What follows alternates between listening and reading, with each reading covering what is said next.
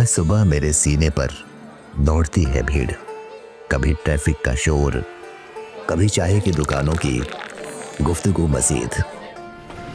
लोहे की पटरियों से उतरते हैं हजारों सपने जो मुझे ठिकाना नहीं, मंजिल मानते हैं अपने।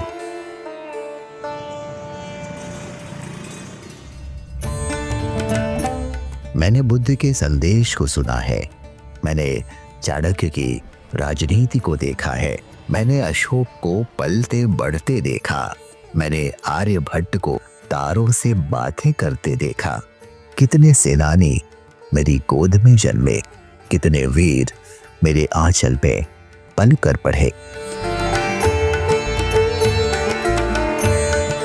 न जाने कितने अफसर मेरी गोद से उभरे। इतिहास और वर्तमान दोनों को मैंने संवारा, समय की करवटों का साक्षी मैं सारा। हाँ, मैं पटना हूँ, गंगा का तटवासी, 2500 वर्षों से हूँ भारत का साक्षी। इतिहास मेरी आंखों में है, भविष्य मेरे कंधों पर। मैं पटना हूँ, 2500 वर्षों का गवाह और आने वाले कल का प्रहरी।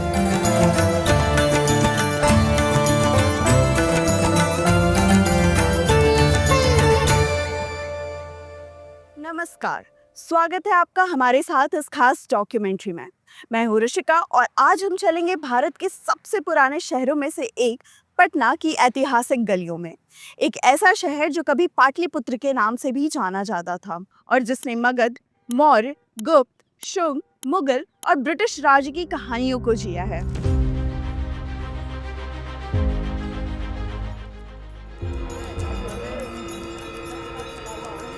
तो चलिए चलते हैं वक्त के उन गलियों में जहां राजा नहीं सम्राट बनते थे, जहां सत्ता केवल शासन नहीं दर्शन हुआ करती थी, जहां से निकलती थी नीतियों की वो धारा जो पूरी दुनिया को दिशा देती थी।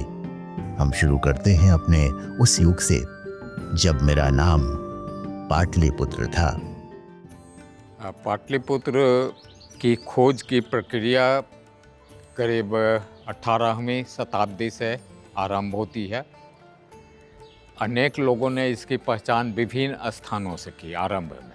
जैसे कुछ लोगों का मानना था कि यह प्रयाग के पास स्थित था, कुछ लोग इसको कन्नौज से मानते हैं कि कन्नौज में था, कुछ इसको बंगाल में लखनौती था उससे मानते हैं। अब ये सारे जो खोज का आधार बना वो मेगास्थनीज के बाद के जो लेखकों ने यूनानी और रोमन लेखकों ने जो भारत का वर्णन किया है, जैसे टॉलेमी का भूगोल वगैरह, उसके आधार पर कुछ कन्फ्यूजन हुआ और लोगों ने उसकी पहचान बाहर करनी शुरू की। आगे चल कर के मैकरिंडल जो पटना कॉलेज के प्रिंसिपल थे, उन्होंने करीब से 1874 या 1876 के आसपास, लगभग एग्जैक्ट डेट याद नहीं है, वो पटना सिटी में एक खुदाई हो रही थी। उस खुदाई के दौरान उन्होंने पाया कि ईंटों की दीवार के साथ साथ लकड़ी का दीवार बना हुआ है, 4 दीवारी है। तब उनको ये आभास हुआ कि यह तो मेगास्थनीज के विवरण से मिलता जुलता है। आज जहां मैं खड़ी हूं, यहीं कहीं हजारों साल पहले बुद्ध ने अपने कदम रखे थे। इसी जमीन पर सम्राट अशोक ने धम्म की राह चुनी और यहीं से चाणक्य ने रचा था एक ऐसे साम्राज्य का सपना जो सदियों तक इतिहास में दर्ज रहा। आज हम चलेंगे उसी बीते हुए समय की ओर जहां मैं सिर्फ एक राजधानी नहीं बल्कि एक केंद्र था, ज्ञान, शक्ति और संस्कृति का। तो आइए जानते हैं उस समय मेरा ये नगर कैसा था, कैसे उदयन ने मेरी नींव रखी, कैसे बुद्ध और महावीर के उपदेश यहाँ गूंजे और कैसे चाणक्य और अशोक ने विश्व के नक्शे पर मेरी एक सशक्त पहचान दी। पाटलिपुत्रा का निर्माण जो है वो एक 6ठी शताब्दी ईसा पूर्व के दौर में हुआ और इस दौरान हड़यक वंश के एक शासक थे अजातशत्रु। वज्जी संघ से सुरक्षा के लिए गंगा के तट पर एक शहर का निर्माण शुरू हुआ। अजातशत्रु ने भले ही इसकी निर्माण की शुरुआत की थी, लेकिन पाटलिपुत्रा को पहली बार राजधानी जो है वो उदयन के समय में बनाया गया और उदयन के समय में ही पाटलिपुत्रा एक व्यवस्थित शहर के रूप में स्थापित हो सका। इस दौरान एक बार भगवान बुद्ध जो है अजातशत्रु के समय में बिहार के भ्रमण पे थे और इस दौरान वो पाटलिपुत्रा पहुंचे और पाटलिपुत्रा में उन्होंने इस शहर का मुआयना किया और उन्होंने एक भविष्यवाणी की जो कि काफ़ी प्रचलित रही। उन्होंने कहा कि यह शहर अपने भविष्य की ओर जा रहा है और ये आने वाले समय में सबसे वैभवशाली नगर के रूप में स्थापित होगा। और इस दौरान उन्होंने कुछ आशंका भी जाहिर की। उन्होंने चेतावनी देते हुए कहा कि शहर तो बहुत वैभवशाली बनेगा, लेकिन इसे आग, पानी और आंतरिक कलह से हमेशा खतरा रहेगा और इसी से सुरक्षा देनी पड़ेगी। तो भगवान बुद्ध के ये भविष्यवाणी बाद में काफ़ी हद तक सत्य भी साबित हुए। वास्तविक रूप में जब पाटलिपुत्रा जो है वो एक नगरीय स्वरूप में आता है मौर्य वंश के दौरान, यह एक व्यापक नगर के रूप में बदल गया था। चारों तरफ से लकड़ी की दीवारों से इस सब महल को, इस पूरे शहर को घेरा गया था और इस दौरान जो राजप्रसाद, एक भव्य महल चंद्रगुप्त मौर्य ने बनवाया था पाटलिपुत्रा में, वो इसका सबसे आकर्षण केंद्र बिंदु था। मेगास्थनीज ने इंडिका में इस संबंध में स्पष्ट किया है कि पाटलिपुत्रा जो नगर था वो एक वैभवशाली नगर था और 30 सदस्यों की एक पूरी संस्था थी जो नगरीय क्षेत्र को देख रेख करती थी और इसे 6 समितियों में विभाजित किया गया था। तो पूरी एक नगरीय व्यवस्था जो है वो पाटलिपुत्रा में स्थापित थी। पाटलिपुत्रा को राजधानी बनाने के 2-3 रीज़न बताए जाते हैं। एक पहला रीज़न ये बताया जाता है कि उदयन जो थे राजधानी को इसलिए स्थानांतरित किया कि राजगीर की जगह नए राजधानी क्षेत्र में जाएंगे और राजनीतिक गतिविधियों को नए सिरे से शुरू करेंगे। दूसरा ये था कि व्यापारिक दृष्टि से पाटलिपुत्रा का महत्व तो बहुत ज़्यादा था क्योंकि नदियों से जुड़ा हुआ था। उस समय व्यापारिक मार्ग नदियों के माध्यम से ही था, तो एक बहुत ही बड़ा कारण व्यापारिक मार्ग थे। तीसरा था ज्योग्राफिकल लोकेशन, यानी पाटलिपुत्रा का जो लोकेशन है वो मध्य बिहार में था और गंगा घाटी के क्षेत्र में स्थित था। तो इसका जो भौगोलिक स्वरूप था, भौगोलिक विशेषता थी, उसने भी आकर्षित किया कि पाटलिपुत्रा को एक वैभवशाली नगर में परिवर्तित किया जाए और राजधानी के रूप में परिवर्तित किया जाए। प्राचीन वैभव के बाद पाटलिपुत्र का नाम मध्यकाल में इतिहास से कुछ ओझल सा हो गया। पाल वंश के पतन के बाद दिल्ली सल्तनत और मुगल की सत्ता दिल्ली केंद्रित हो गई, लेकिन उसने अपने अस्तित्व को बचाए रखा और शेर शाह सूर ने मध्यकाल में पाटलिपुत्र का नाम पटना देकर एक नई दशा दी। पटना का पतन 7वीं शताब्दी में ही हो जाता है। जब तुर्क यहाँ आए तो अपनी राजधानी उन्होंने बिहार शरीफ में बनाई, उसी से इस प्रांत का नाम भी बिहार बना। शेर शाह ने 1541 में पटना को फिर से बसाया। उसके पहले छोटी सी बस्ती थी, मगर शेर शाह ने इसको एक शहर बनाया, किला बनवाया और इसको प्रांतीय राजधानी भी बनाया। उसके बाद पटना का पुनरुद्धार हुआ। मुग़लों का शासन बिहार में 1578 के लगभग अकबर के समय में स्थापित हुआ और 1580 में अकबर ने बिहार को एक सूबा बनाया और पटना प्रांतीय राजधानी के तौर पर बना रहा। मुग़ल काल की विशेषता ये रही कि पटना उस समय अंतर्राष्ट्रीय व्यापार का एक बहुत ही समृद्ध केंद्र रहा। ईरान से, मध्य एशिया से, फिर भारत में आप देखें तो गुजरात से, दूसरी दिशा में आप देखें तो भूटान से यहाँ सामान आता था और यहाँ से फिर विदेश निर्यात होता था बंगाल के रास्ते से। एक बड़ा मशहूर अंग्रेज़ यात्री है, बल्कि ईस्ट इंडिया कंपनी का वो ऑफिसर भी था, पीटर मंडी, शाहजहाँ का समकालीन है। वो लिखता है पटना के बारे में, it is the greatest mart of the east. तो ये संपन्नता पटना की रही। लेकिन 1539 में शेर शाह ने इतिहास को मोड़ा। चौसा की लड़ाई जीतकर दिल्ली की सत्ता पलटी और बिहार को एक बार फिर मानचित्र में प्रमुखता दिलाई। शेर शाह ने मुझे फिर से बसाया, किले और सड़कों का निर्माण करवाया, जिसकी बुनियाद पर बाद में मुगलों ने भी शासन चलाया। मध्यकाल खत्म होते होते पटना की जमीन एक बार फिर से इतिहास का हिस्सा बनने लगी, लेकिन इस बार किसी सम्राट या युद्ध के लिए नहीं, बल्कि एक रोशनी के लिए। यहीं गंगा किनारे 1666 में जन्म लिए एक ऐसे व्यक्ति जिन्होंने धर्म, शौर्य और आत्मबल का एक नया अध्याय रचा, सिखों के 10वें गुरु श्री गुरु गोविंद सिंह जी। आज जिसे हम तख्त श्री हरमंदिर साहिब भी कहते हैं। और वहीं से शुरू हुई वो आध्यात्मिक यात्रा जिसने भारत की चेतना को एक नई दिशा दी। देखिए, अगर जो संत साहित्य है, हेजियोलॉजिकल लिटरेचर है, उसको देखें तो चर्चा मिलती है कि गुरु नानक देव बिहार आए थे, पटना से भी गुजरे। लेकिन अगर हम ऐतिहासिक तथ्यों को देखें तो नवें गुरु तेग बहादुर बिहार आए थे और यहाँ से फिर वो मुग़ल सेनापति के साथ असम कैंपेन के लिए गए। उसी क्रम में उन्होंने अपनी पत्नी को पटना में रखा, अपने एक शिष्य के पास, और यहीं गुरु गोविंद जी का जन्म हुआ। और आप जानते हैं कि ये जो पवित्र तख्त हैं सिख पंथ के, उसमें 5वां हरमंदिर साहिब है। 1666 में गुरु गोविंद सिंह का जन्म हुआ और अपने बचपन का समय उन्होंने यहीं बिताया। फिर लगभग 6 या 7 साल की उनकी उम्र थी जब अपने पिता के कहने पर वो यहाँ से चले गए। लेकिन सिखों का संबंध बना रहा, बराबर बना रहा। और ये जो गुरुद्वारा आप देखते हैं, ये मध्यकाल से ही मौजूद था, मगर एक लकड़ी का बना हुआ स्ट्रक्चर था। ये जो वर्तमान रूप आप देखते हैं, ये महाराजा रंजीत सिंह के ज़माने में विकसित होना शुरू हुआ, और इसका जो पूर्ण विकसित रूप है वो तो अभी आप देखेंगे जब गुरु गोविंद सिंह जी के प्रकाशोत्सव की तैयारी हो रही थी, तब इसको फाइनल टचेस दिए गए जो आज आप देख रहे हैं। मगर मुख्य रूप से निर्माण का श्रेय महाराजा रंजीत सिंह को दिया जाता है। अगर मैं आपसे कहूं कि पटना और पाटलिपुत्र के अलावा इस शहर का एक और नाम भी था तो शायद आप चौंक जाएंगे। लेकिन इतिहास में एक वक्त ऐसा भी आया जब मुगल सम्राट अजीम उस शाह ने इस शहर का नाम बदलकर रख दिया अजीमाबाद। जी हाँ, यही पटना एक दौर में अजीमाबाद कहलाया करता था। हाँ, 18वीं शताब्दी में जब राजकुमार अजीम ने पटना को फिर से बसाया तो उसने शहर की हदें कायम कर दी। एक पूरब दरवाज़ा था जो अभी आप गुरुद्वारे से और थोड़ा ईस्ट जाइएगा तो आपको एक पूरब दरवाज़ा था और एक पश्चिम दरवाज़ा था। इन्हीं 2 दीवारों के बीच पटना शहर था। इसकी उत्तरी सीमा गंगा नदी थी और दक्षिणी सीमा पर एक सुरक्षा के लिए दीवार बनाई गई थी। तो ये लिमिट थी उसकी।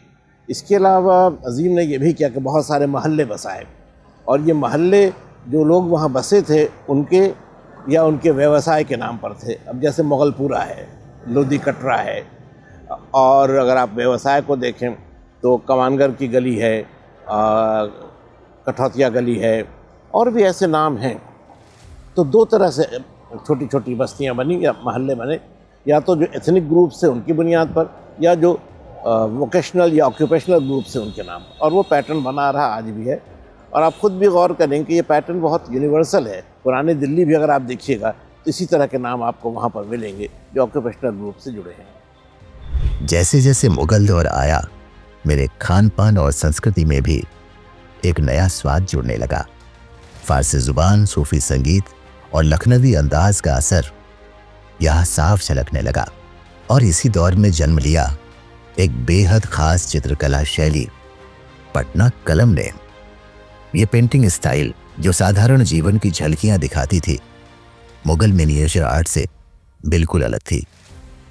पटना कलम पेंटिंग, जिसको हम पटना स्कूल ऑफ पेंटिंग भी कहते हैं और कंपनी पेंटिंग भी इसे कहा जाता है। जैसा आपने अभी कहा कि ये मध्यकाल और हम कह सकते हैं शुरुआत के जो मॉडर्न इंडियन फेज़ है, उस समय की ये पेंटिंग है। मुग़ल जो थे वो संरक्षक थे इन कलाकारों के, और इनके जहांगीर के समय तो it was in fact very very flourishing.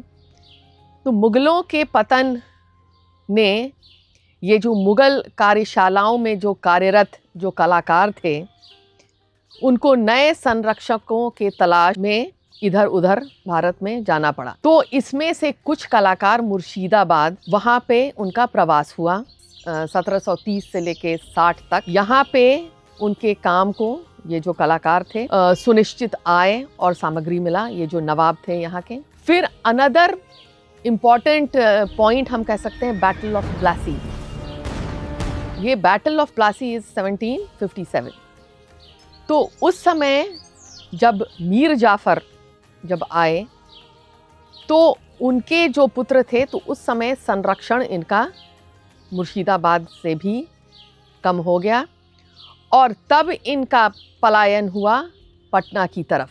इन सभी ये जो कलाकार हैं इस समय के, इनकी कृतियों को भारत में और विदेश में भी काफ़ी संग्रहालयों में, म्यूजियम्स में रखा गया है। जैसे ब्रिटिश म्यूजियम में है और कलकत्ता में विक्टोरिया म्यूजियम में, पटना में भी बिहार म्यूजियम में है और पटना संग्रहालय में भी है। कि जब मैं कॉलेज में थी तो मैं पटना कलम के बारे में मुझे जानकारी नहीं थी, और अभी आप पूछेंगे जब कॉलेज के बच्चों को तो उनको इसकी जानकारी है, क्योंकि अब ये उनके सिलेबस में भी इंक्लूड कर दिया गया है। स्वतंत्रता के बाद ये पटना कलम चित्रकला के संरक्षण और पुनर्जीवन, इनके लिए कला और संस्कृति विभाग बिहार सरकार द्वारा महत्वपूर्ण पहल भी लिए गए हैं। This is all to popularise Patna Qalam and also to make people aware of this school of art जो बिल्कुल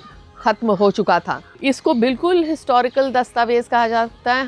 हम इसे एक हिस्ट्री का स्रोत मान सकते हैं, क्योंकि ये जो पेंटिंग्स हैं, जैसा मैंने आपको बताया, ये रोज़ की जो जीवनी है, जो रोज़ाना का आमतौर जीवनी, उस समय की व्यवसाय क्या थी, क्योंकि ये लोग इसमें कारपेंटर्स को दर्शा रहे हैं, विभिन्न व्यवसाय के लोगों को दर्शा रहे हैं, तो इससे उस समय की सोशल लाइफ, इकोनॉमिक लाइफ, इस सब के बारे में हम इन पेंटिंग से जानकारी प्राप्त कर सकते हैं।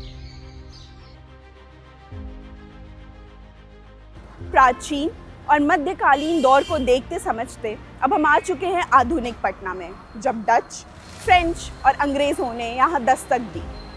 पटना अब एक व्यापारिक केंद्र बन चुका था। अफीम, मसालों और कपड़े के कारोबार से लेकर आज़ादी की लड़ाई तक पटना ने हर दौर को जिया है, और आज यह वही पटना है जो अपने इतिहास को साथ लेकर एक नए भारत की ओर तेज़ी से बढ़ रहा है।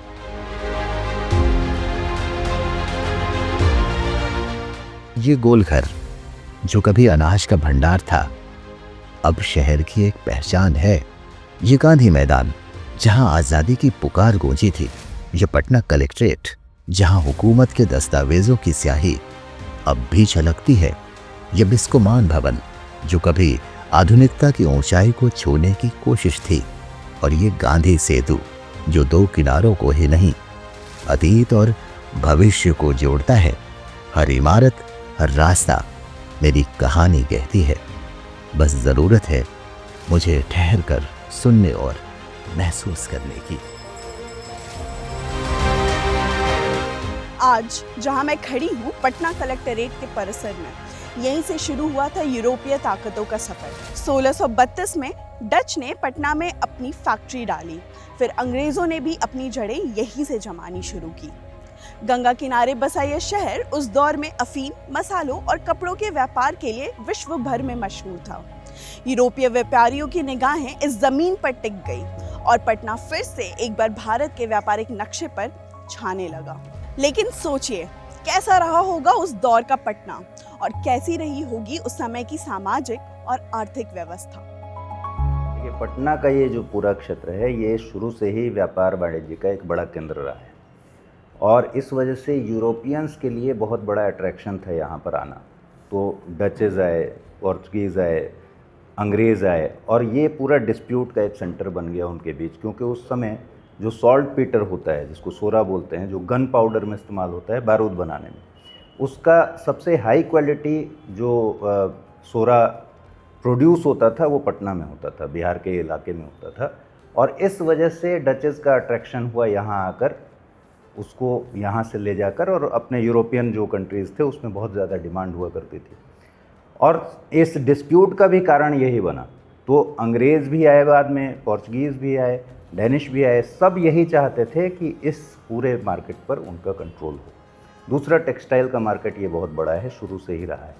तो टेक्सटाइल का मार्केट होने की वजह से, और सोरा का मार्केट होने की वजह से, और इतना ज़्यादा डिमांड होने की वजह से पटना शुरू से ही अट्रैक्शन का केंद्र रहा। और क्योंकि यहाँ से रॉ मटेरियल बाहर जा रहा था, एक्सपोर्ट हो रहा था, और यहाँ उसका व्यापार वाणिज्य को बढ़ावा मिल रहा था, तो शुरू से ही एक बड़ा हब बना रहा।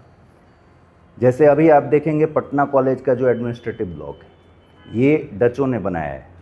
इसी तरीके से गुलजार बाग में आप देखेंगे अंग्रेज़ों का बनाया हुआ एक ब्लॉक था, जिसको बाद में वहाँ एक प्रिंटिंग प्रेस बना दिया गया। इस तरह से उन्होंने अपने एस्टैब्लिशमेंट धीरे धीरे यहाँ स्थापित कर लिए। सन 1857 ये वो साल था जब पूरे हिंदुस्तान में एक नई हलचल शुरू हुई थी। अंग्रेजी हुकूमत को पहली बार अपने वजूद पर खतरा महसूस हुआ था और इस खतरे की एक चिंगारी उठी थी पटना से भी, जहां पीर अली ने आवाज़ बुलंद की थी आज़ादी के लिए। उनकी आवाज़ जल्द ही मेरी गलियों से निकलकर दानापुर छावनी तक पहुंच गई। देखिए, जब सिपाही विद्रोह हुआ, ये तो अंग्रेज़ों का वर्जन है सिपाही विद्रोह। हम लोग तो इसको भारत की स्वतंत्रता संग्राम ही मानते हैं। ये पहली इंडिपेंडेंट मूवमेंट थी भारत के लिए। तो इसकी शुरुआत जो मेरठ में हुई, लेकिन उसका व्यापक प्रभाव पड़ा था। और पटना में यहाँ पर पीर अली जो थे, he was a book seller. वो किताब बाइंडिंग का काम, किताब बेचने का काम करते थे। लेकिन उनका घर जो था वो सारे क्रांतिकारी माने विचारों से भरा हुआ था। वहाँ पर बहुत सारे पैम्फलेट्स थे, वहाँ पर सारा आदान प्रदान क्वाइटली शांति से अंडरग्राउंड सब होता था। तो पीर अली ने इसको, उस समय के जो कमिश्नर थे पटना के, विलियम टेलर, वो कमिश्नर थे, उन्होंने पीर अली को गिरफ्तार किया था। और जब उनसे बोला गया कि हम तुम्हारा क्या करें, बोला कि आपको हम मार देंगे। बोले कि आप एक को मारिएगा 20 खड़े हो जाएंगे। इसका मतलब कि पीर अली ने अंदर अंदर जो है बिल्कुल एक अच्छे तरीके से, संगठनात्मक तरीके से एक खड़ा कर दिया था आर्मी का, बने यहाँ के लोगों का फौज। यहाँ विद्रोह हुआ, उसी के लगे लगे हम देखते हैं कि दानापुर कैंटोनमेंट में 3 रेजिमेंट वहाँ विद्रोह किए। और वो विद्रोह जो था वो बाबू कुंवर सिंह तक चला गया, आरा के साथ वो मिल गया। तो आप देखें कि कैसे एक जगह से दूसरे, दूसरे से तीसरे, इस तरह से ये फैलता गया। इसलिए पीर अली को लोग याद करते हैं। इस मैदान को आज हम गांधी मैदान के नाम से जानते हैं, लेकिन कभी इसे पटना लॉन कहा जाता था। यही वो जगह है जहां अंग्रेज अफसर गोल्फ खेला करते थे। आराम और सत्ता का यह ठिकाना धीरे धीरे आंदोलन की धरती बन गई। 1942 में जब सबसे पहले भारत छोड़ो आंदोलन की आवाज़ उठी, तो उसकी गूंज सबसे पहले यहीं से सुनाई दी। हजारों लोगों ने इसी मैदान पे अंग्रेजों भारत छोड़ो का नारा दिया। और आज़ादी के बाद 1975 में यही जयप्रकाश नारायण ने संपूर्ण क्रांति की आवाज़ बुलंद की, वही आवाज़ जिसने पूरे देश के लोकतंत्र को हिला कर रख दिया।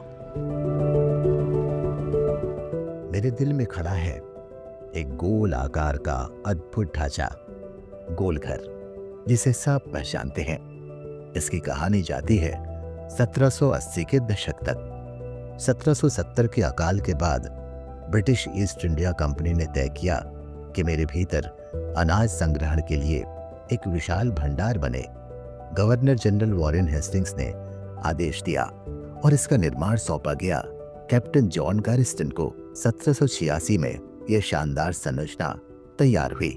बिना किसी स्तंभ के खड़ा ये अनोखा भवन करीब 1,40,000 टन अनाज समेटने की क्षमता रखता था। भारतीय वास्तुकला और ब्रिटिश इंजीनियरिंग का संगम गोलघर आज भी अपनी घुमावदार सीढ़ियों से मेरा और गंगा का मनमोहक दृश्य दिखाता है।